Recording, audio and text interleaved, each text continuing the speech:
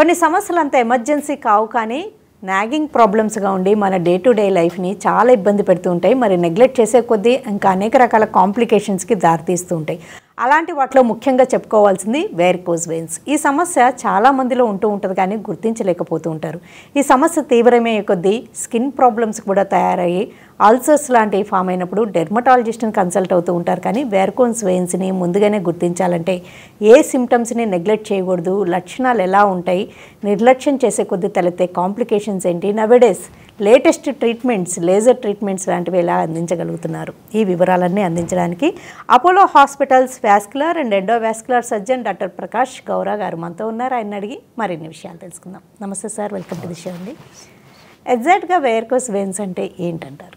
Varicose veins అంటే మనకు మనుషుల్లో వచ్చే ప్రాబ్లము బేసిక్లీ మనం అప్రైట్గా వెళ్తున్నాం.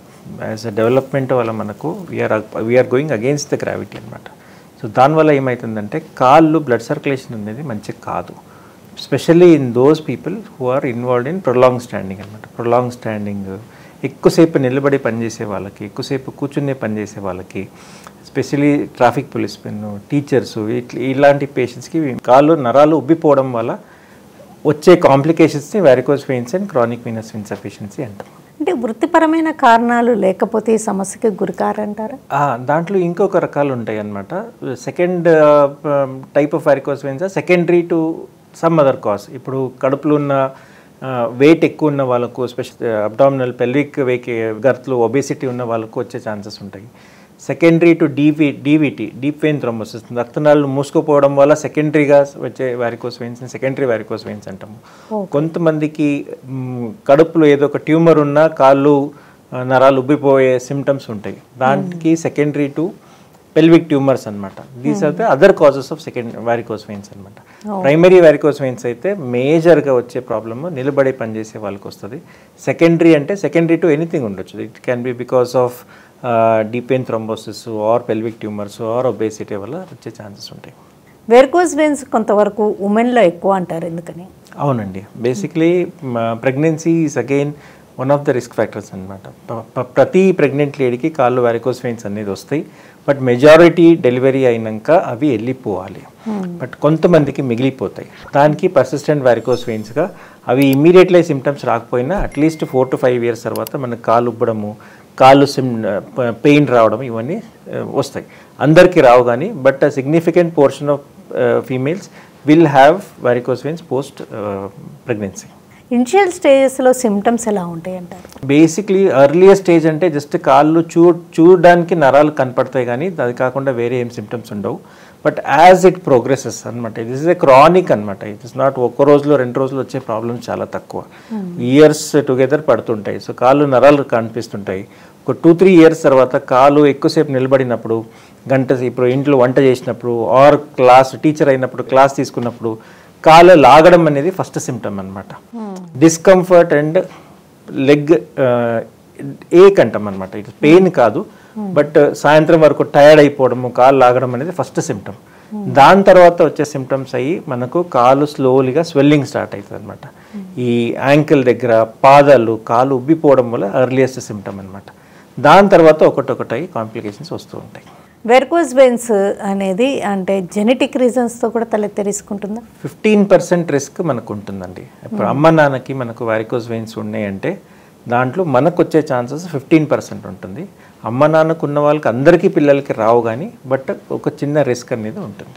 ఏజ్కి వెరికోజ్ వెయిన్స్కి సంబంధం ఉంటుందా? As age progresses varicose veins develop అయినప్పుడు కాంప్లికేషన్స్ ఇంక్రీజ్ అయ్యే ఛాన్సెస్ ఉంటుందండి. ఇప్పుడు 30s మోస్ట్ కామన్లీ చూసేది ఏంటంటే ఇన్ ద 40sలో చూస్తాం మనం వెరికోజ్ వెయిన్స్.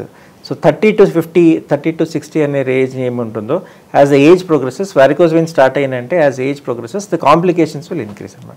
వెరికోజ్ వెయిన్స్లో స్టేజెస్ అంటారు, ఆ స్టేజెస్ ఏంటి? స్టేజెస్ వైజ్గా సిమ్టమ్స్ ఎలా? బేసిక్లీ క్లాసిఫికేషన్ అనమాట. Most commonly use classification is the CEAP classification అంటాం. దాంట్లో వెరికోజ్ వెయిన్స్ ఎలా ఉన్నాయి, దానివల్ల కాంప్లికేషన్స్ ఏమి ఉన్నాయి అన్నమాట ఉన్నప్పుడు మనకు క్లాసిఫికేషన్ చేసుకుంటాం.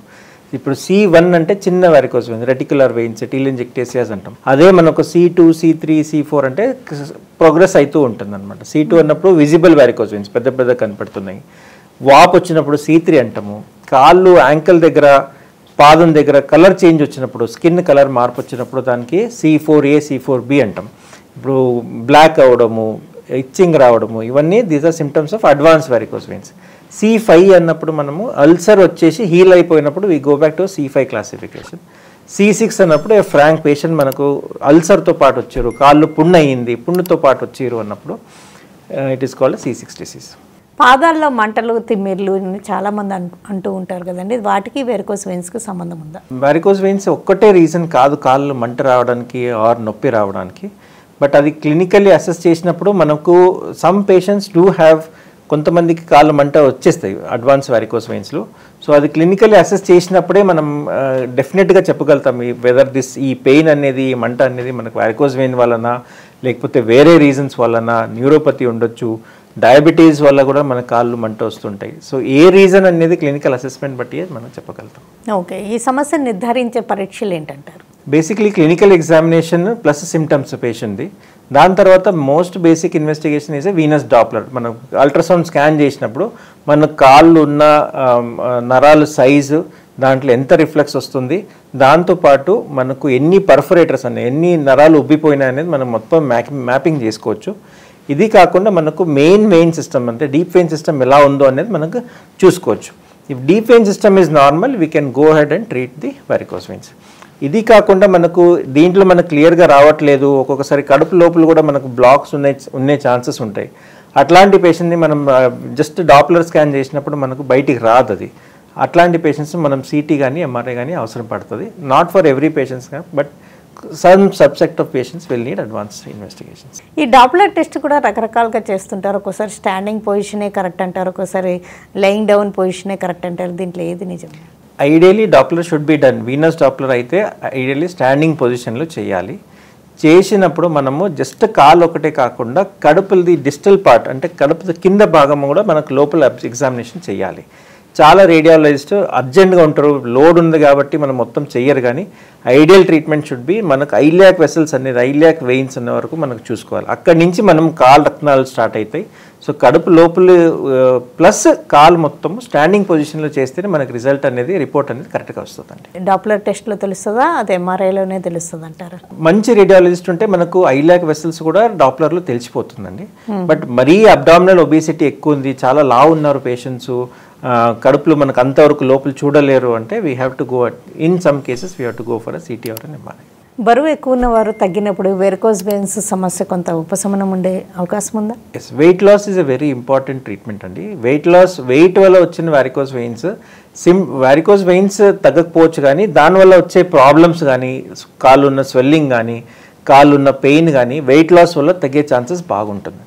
దానికోసం ఈవెన్ ట్రీట్మెంట్ తర్వాత కూడా మనం పేషెంట్స్ని రికరెన్స్ మళ్ళీ రావద్దని మనం ఇచ్చే ఫస్ట్ అడ్వైజ్ వెయిట్ లాస్ చేసుకుంటే ఇది ఇలాగే మెయింటైన్ అవుతుంది. దీనివల్ల కాంప్లికేషన్స్ కానీ మళ్ళీ రికరెన్స్ అనేది కానీ వచ్చే ఛాన్సెస్ తగ్గిపోతాయి.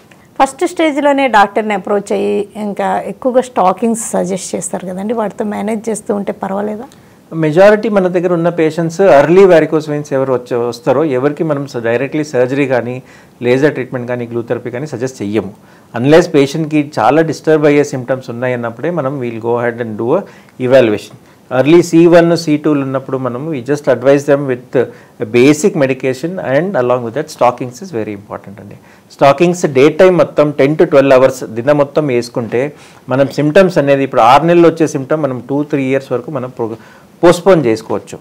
స్టాకింగ్స్తో అంటే ఫస్ట్ స్టేజ్ ఓకే, కానీ తర్వాత స్టేజెస్లో వేసుకుంటే ఇంకేమైనా ప్రాబ్లమ్స్కి గురయ్యే రిస్క్ ఉండదు? స్టాకింగ్స్ వల్ల ప్రాబ్లమ్స్ అనేది ఏమి ఉండదండి. బేసిక్లీ మనం సిమ్టమ్స్ స్టార్ట్ అయినప్పుడు ఎర్లీ సిమ్టమ్స్, ఇప్పుడు ఫ్రాంక్ అల్సర్ ఉందంటే స్టాకింగ్స్ వేసుకొని ప్రయోజనం లేదు, బికాస్ స్టాకింగ్స్ వల్ల అల్సర్ అయితే హీల్ కాదు. ఇది కాకుండా అడ్వాన్స్డ్ డిస్కలరేషన్ చాలా ఎక్కువ ఉంది, వాళ్ళకి ఎగ్జిమా అనేది చాలా ఎక్కువ ఉంది, దురద అనేది చాలా ఎక్కువ వస్తుంది, అట్లాంటి పేషెంట్స్ని మనం స్టాకింగ్స్ వాడి మెడికల్ మేనేజ్మెంట్ చేసే ఆప్షన్స్ తగ్గిపోతాయి. ఆ టెంపరీగా మనకు కావాలి, ఒక 1 month 2 months మనకు వెయిట్ చేసి మనం ప్లాన్ చేసుకుందాము, వేరే ఏమైనా ఇష్యూ ఉందో సార్ట్అవుట్ చేయాలంటే as a bridging therapy, as an intermediate therapy we can use stockings as a treatment. కాళ్ళల్లో లేకపోతే పాదాల్లో మార్పులు, ఎగ్జిమా, డిస్కలరేషన్ అంటుంటారు కదండి, అంటే ఏ భాగంలో ఎక్కువగా కనిపిస్తూ ఉంటాయి వెరికోస్ వెయిన్స్? మెడికల్ టర్మ్స్లో అది చెప్పాలి అంటే గేటర్ ఏరియా అంటాము. గేటర్ ఏరియా అంటే యాంకిల్, మెడమ దగ్గర నుంచి చుట్టుపక్కల వచ్చేస్తుంది. మోస్ట్ కామన్లీ లోపలికున్న భాగం వస్తుంది. బట్ కొంతమందికి చుట్టుపక్కల 360 డిగ్రీ అరౌండ్ ద యాంకిల్ కూడా రావచ్చు, పాదం కూడా ఉండొచ్చు, పిక్కల వరకు కూడా వచ్చే ఛాన్సెస్ ఉంటాయి. సో ఆ రీజన్ని మనం గేటర్ ఏరియా అంటాము. దట్ ఈస్ ద ఏరియా ఇక్కడ మనకు వారికోస్ వెయిన్స్లో మ్యాక్సిమం ప్రెషర్ పడి డ్యామేజ్ అయ్యే ఛాన్సెస్ అక్కడ ఉంటుంది. అంటే కాఫ్ మజిల్ ఆ ఏరియాలో ఎక్కువగా కనిపించడం అలా ఉండదంటారా? కాఫ్ ఏరియాలో యూజువల్లీ ప్రాబ్లమ్స్ రావాలి అంటే డీప్ వెయిన్ సిస్టంలో ఏదో ఒకటి ప్రాబ్లం ఉండాలి. ముందు డీవిటీ వచ్చిపోవాలి, దాని లోపల తర్వాత వాళ్ళ కాఫ్ మసిల్స్ పెయిన్ రావడం అన్నీ ఉండొచ్చు. అట్లాంటి సిమ్టమ్స్ ఉన్నప్పుడు వీ గో అండ్ ఇన్వెస్టిగేట్ ఫర్దర్గా ఇన్వెస్టిగేషన్ చేసి మనం వేరే రీజన్ ఏమైనా ఉన్నాయనేది చూసుకోవాల్సి వస్తుంది. వారికోస్ వెయిన్స్ సిమ్టమ్స్ రెండు కాళ్ళల్లో ఒకేలాగా ఉంటాయా? మెజారిటీ ఒక కాళ్ళలోనే కనిపించిన తర్వాత ఇంకొక కాళ్ళలో ప్రోగ్రెస్ అవుతుంటాయా? సిమ్టమ్స్ అనేది ఒక కాళ్ళు కూడా ఉండొచ్చు, రెండు కాళ్ళు కూడా ఉండొచ్చు. మోస్ట్ కామన్లీ మనం ఏం చూస్తామంటే యూజువల్లీ లెఫ్ట్లో కొద్దిగా ఎక్కువ ఉంటుంది. అట్లా అంటే అది రూల్ ఏం కాదు, అందరికీ లెఫ్ట్లో రావాలి ఫస్ట్ అనేది ఏం లేదు. కొంతమందికి వాకింగ్ ప్రిఫరెన్సెస్ ఉంటాయి అనమాట. మనం నడిచేటప్పుడు ఒక్క కాలు మీద బరువు ఎక్కువ పెట్టే ఛాన్సెస్ ఉంటాయి. సో అట్లాంటి పేషెంట్స్ కూడా కొద్దిగా రిస్క్ అనేది ఉంటుంది. But it is not hard and fast rule ఏం లేదు, ఇదే కాల్లో రావాలి ఫస్ట్ దాని తర్వాత అట్లా రావాలనేది. యూజువల్గా ఒక కాల్లోనే ఎక్కువగా చూస్తూ ఉంటారా? యూజువల్లీ ఒక కాల్లోనే ఎక్కువ చూస్తాము. బట్ దట్ ఈస్ బికాస్ వాళ్ళు అప్పుడు వస్తారనమాట. ఇంకొక 6 నెలల సంవత్సరం వెయిట్ చేస్తే దే మే డెవలప్, రెండు సైడ్లో డెవలప్ అయ్యే ఛాన్సెస్ ఉంటాయి. అదే ఈ స్టాకింగ్స్తో మేనేజ్ చేస్తూ ఉన్నప్పుడు అలాగా ఇయర్స్ టుగెదర్ మేనేజ్ చేస్తూ ఉండడం వల్ల అది ఓకేనంటారా? లేకపోతే ఎప్పుడైనా స్టాకింగ్స్ వల్ల కూడా ఇబ్బందులు ఎదురయ్యే రిస్క్ ఉంటుందా? అదే depending on the patient symptoms అండి. ఇప్పుడు పేషెంట్స్కి ఏమి సిమ్టమ్స్ లేవు, మనకు వారికోస్ వెయిన్స్ ఉన్నాయి బట్ అవి ప్రోగ్రెస్ కావద్దు అన్నప్పుడు మనం స్టాకింగ్స్ వాడుకొని మేనేజ్ చేసుకుంటాము. ఎవ్రీ 3 months కానీ ఎవ్రీ 6 months కానీ పేషెంట్ని రివ్యూ చేస్తాం. వారికోస్ వెయిన్స్ అలాగే వదిలేయడం వల్ల ప్రాబ్లం ఏంటంటే ఒకటి బ్లీడింగ్, సడన్లీ స్పాంటేనియస్ ఎక్కువ ఉన్నప్పుడు పగిలి రక్తం కారే ఛాన్సెస్ ఉంటాయి. రెండోది క్లాటింగ్, ఇప్పుడు డిహైడ్రేషన్ సమ్మర్లో నీళ్ళు ఎక్కువ తాగకపోయినా కూడా దాని లోపల క్లాట్ అవుతుంది. దానికి సూపర్ఫిషియల్ వీనస్ థ్రాంబోఫ్లెబైటిస్ అంటాం మన మెడికల్ టర్మ్లో. దీని రిస్క్ ఏంటంటే ఈ క్లాట్ అనేది ఎక్స్టెన్షన్ అయ్యి అంటే అక్కడి నుంచి జరిగి కదిలితే డైరెక్ట్లీ అది గుండెకి వచ్చే ఛాన్సెస్ ఉంటాయి. సో ఆ రిస్క్ అనేది తగ్గించాలంటే పేషెంట్ని క్లినికల్ అసెస్మెంట్ చేసుకుని తర్వాతనే మనం డిసైడ్ చేయగలుగుతాం. ఈ సమస్య ఎప్పుడైనా ఎమర్జెన్సీ వెంటనే ట్రీట్మెంట్ తీసుకోవాలి అన్న సందర్భాలు ఉంటాయి? వారికోస్ వెయిన్స్లో ఇప్పుడు నేను చెప్పినట్టుగా బ్లీడింగ్ కానీ థ్రాంబోసిస్ కానీ సూపర్ఫిషియల్ వీనస్ థ్రాంబోఫ్లెబైటిస్ కానీ ఆర్ పేషెంట్ అల్సర్ అయ్యి ఇన్ఫెక్ట్ అయ్యి వచ్చే వాళ్ళ ఛాన్సెస్ ఉంటాయి. ఇట్లాంటి పేషెంట్స్ని మనం ఎమర్జెన్సీగా ట్రీట్మెంట్ తీసుకోవాల్సి వస్తుంది. స్టేజెస్ వైజ్గా ట్రీట్మెంట్ ఆప్షన్స్ అంటే సిమ్టమ్స్ ఏమి మీరు చెప్తూ ఉన్నారు, అంటే ఫస్ట్లో స్టాకింగ్స్తో మేనేజ్ చేస్తూ ఉన్నారు, తర్వాత ఇంకేం ఆప్షన్స్ ఉంటూ ఉంటాయి? నెక్స్ట్ ఆప్షన్ ఏంటంటే ఇప్పుడు పేషెంట్ని సిమ్టమ్స్ రిలీఫ్ అవ్వట్లేదు, పేషెంట్ని ఎడిమా స్వెల్లింగ్ అనేది తగ్గట్లేదు, వాప్ అనేది తగ్గట్లేదు, ఆర్ కంట్రోల్ అవుతుంది కానీ తీయంగానే మళ్ళీ ఇబ్బంది అవుతుంది, పేషెంట్ని డే టు డే యాక్టివిటీస్ చేయడానికి వాళ్ళ ఆఫీస్ వర్క్ చేయడానికి ఇబ్బంది అవుతుంది అన్నప్పుడు వీ విల్ కన్సిడర్, మనకు ఇంటర్వెన్షన్ అనేది కన్సిడర్ చేయాల్సి వస్తుంది. అట్లాంటి పేషెంట్ని మనం depending on what the stage, ఏ స్టేజ్లో ఉంది, ఎంత ఉన్నాయి వారికోస్ వెయిన్స్, ఎక్కడ ఏ సెగ్మెంట్ ఉన్నాయి, దాంట్లో కూడా 2 రీజన్స్ ఉంటాయి మెయిన్లీ, అవి ఏ రీజన్స్ ఉన్నది బట్టి ట్రీట్మెంట్ ఆప్షన్స్ అనేవి ఉంటాయి. ఇప్పుడు మోస్ట్ కామన్లీ జరిగే ప్రొసీజర్ అయితే మనకు laser treatment, endovenous laser therapy అంటాము. అదైతే ఇప్పుడు కాకుండా దానికంటే అడ్వాన్స్ అయ్యే ట్రీట్మెంట్ వచ్చిందంటే మనకు గ్లూ థెరపీ అని వచ్చింది, ఆర్ మోకా అనేది ఒక కెమికల్ అబ్లేషన్ అనేది వచ్చింది. Advantages of each and every procedure has got its own.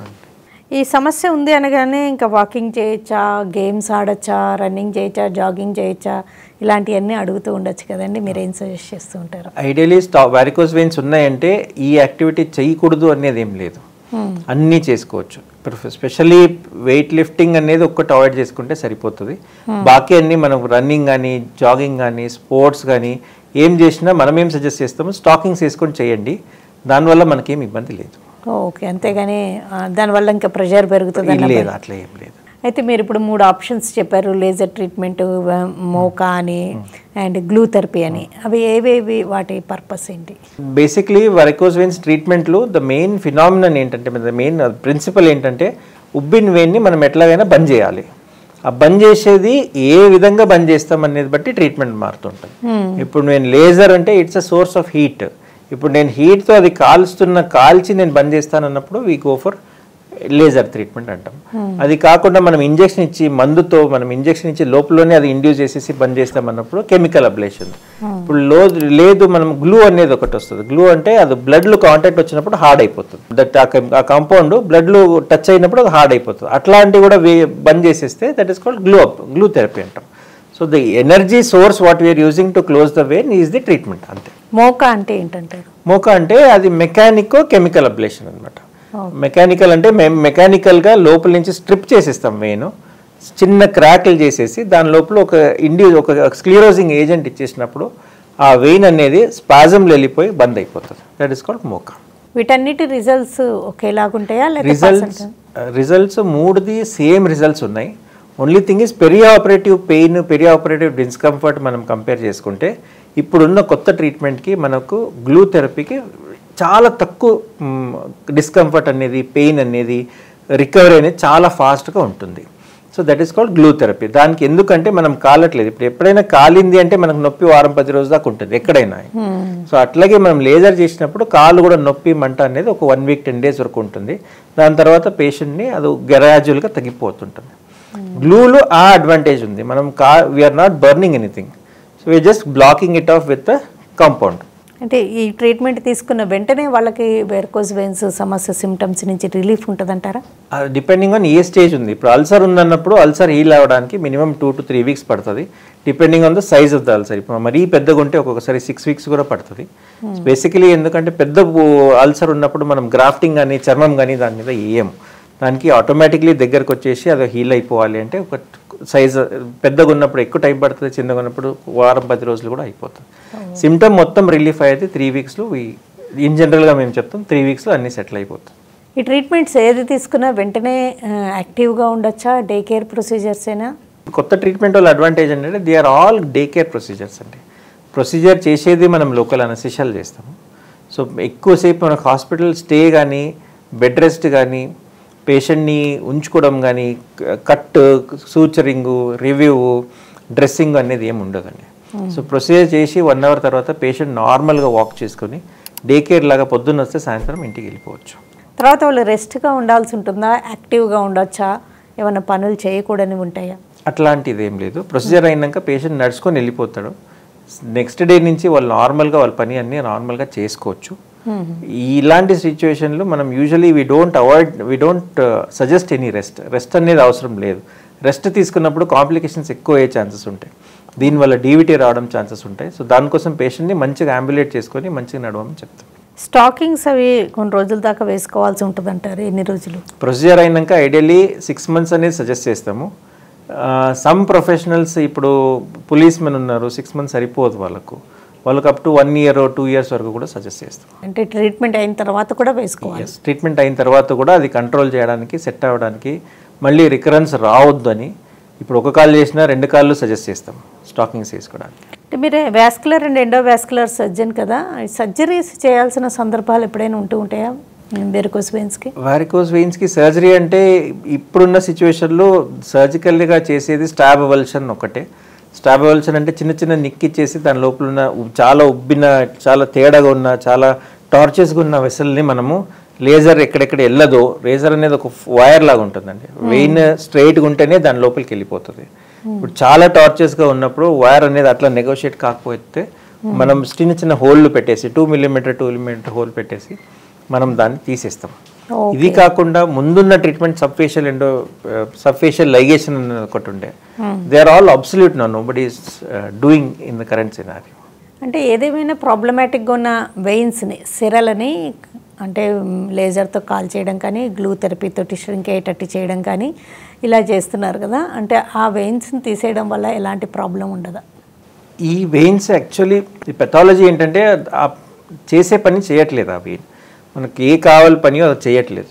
So there is no need for that vein to be in the body. మంచి పని చేసే వెయిన్ని మనం కాల్చే అవసరం లేదు, ట్రీట్మెంట్ ఇచ్చే అవసరం లేదు. Because it is not doing it's job, it is creating problem. Varicose veins treatment తర్వాత మళ్ళీ తరతింది సిమ్టమ్స్ వస్తున్నాయని కొంతమంది ఇబ్బంది పడుతుంటారు, ఎందుకని అంటారు?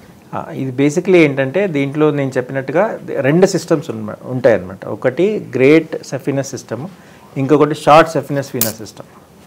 ఇది కాకుండా దీన్ని డీప్ వెయిన్కి ఈ వారికోస్ వెయిన్స్కి కనెక్ట్ చేసే సిస్టమ్ ఉంటుంది, పర్ఫరేటర్ సిస్టమ్ అన్నమాట.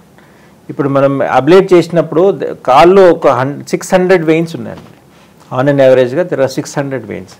మనం ట్రీట్మెంట్ ఇచ్చినప్పుడు వీ బర్న్ మేబీ అరౌండ్ 20, 25, 30 ఏమేం ప్రాబ్లం ఉన్నాయో, ఏ వెయిన్స్ డైలేటెడ్ ఉన్నాయో, ఏ వెయిన్స్ వారికోస్ అయినాయో అవి మాత్రం బర్న్ చేస్తాం మనం. ఇది కాకుండా బాకీ వెయిన్స్, నార్మల్ వెయిన్స్ని వాళ్ళు రిస్క్ అనేది ఇప్పుడు ప్రొలాంగ్ స్టాండింగ్ ఉన్నప్పుడు ఆర్ సెకండ్ ప్రెగ్నెన్సీ ఏదో ఒక వేరే కాంప్లికేషన్ వల్ల బాకీ వెయిన్స్ ఉబ్బడం వల్ల ఛాన్సెస్ ఉంటాయి. So that is not purely surgery failure కాదు, డిసీజ్ అనేది ప్రోగ్రెస్ అయ్యింది అన్నమాట. ఓకే, అంటే ఈ మొత్తానికి ఈ సమస్యకి మాత్రం మెడికల్ మేనేజ్మెంట్ అసలు లేనే లేదంటారు? లేదు, సిమ్టమ్స్ వైజ్ అండి. బేసిక్లీ పేషెంట్ సిమ్టమ్స్ ఎలా ఉంటాయి దాన్ని బట్టి. ఇప్పుడు స్టాకింగ్స్ వాడడం ఈజ్ మెడికల్ మేనేజ్మెంట్, మనం సర్జికల్ ఏమి ఇన్వాల్వ్. మెడిసిన్స్ వాడడం, మెడిసిన్స్ అంటే యాంటీ ఎడిమా మెజర్స్కి, యాంటీ ఇన్ఫ్లమేటరీ మెజర్స్కి మెడిసిన్స్ ఉన్నాయి. ఇప్పుడు డిస్కలరేషన్, కాళ్ళు కలర్ మారిపోయినప్పుడు అది తగ్గించడానికి మనకు టాపికల్ ఆయింట్మెంట్స్ ఉంటాయి, దానికి మెడిసిన్స్ ఉంటాయి. ఆ వీనోటానిక్ మెడిసిన్స్ అనేది ఉంటాయి. అవి ఇచ్చినప్పుడు ఏమవుతుందంటే మనకు వెయిన్ సైజ్ కొద్దిగా తగ్గి అక్కడున్న పెథాలజీ మనకు కొద్దిగా కరెక్ట్ అయ్యి దాని లోపల, బట్ 100% రిజల్ట్ అనేది ఉండదు. దే విల్ యాడ్ ఇవన్నీ క్లబ్డ్ ట్రీట్మెంట్. ఇప్పుడు స్టాకింగ్స్ కానీ, లేజర్ కానీ, ఈ మెడిసిన్స్ కానీ అన్నీ కలిపి పనిచేస్తాయి అన్నమాట. ఓకేనండి డాక్టర్ ప్రకాష్ గౌరవ్ గారు, వెరికోస్ వెయిన్స్ అంటే ఏంటి, ఈ సమస్య లక్షణాలు ఎలా ఉంటాయి, స్టేజెస్ ఏంటి, సిమ్టమ్స్ నెగ్లెక్ట్ చేసే కొద్దీ తలెత్తే కాంప్లికేషన్స్ ఏంటి, నవేడేస్ ట్రీట్మెంట్స్లో లేటెస్ట్గా ఎలాంటి గ్లూ థెరపీ కానీ, మోకా థెరపీ, లేజర్ ట్రీట్మెంట్తో పాటు ఎలా ఇవ్వగలుగుతున్నారు, ఈ వివరాలన్నీ అందించినందుకు థ్యాంక్స్. Thank you. ఇది ఇవాల్టి హెల్త్ కేర్. నమస్తే.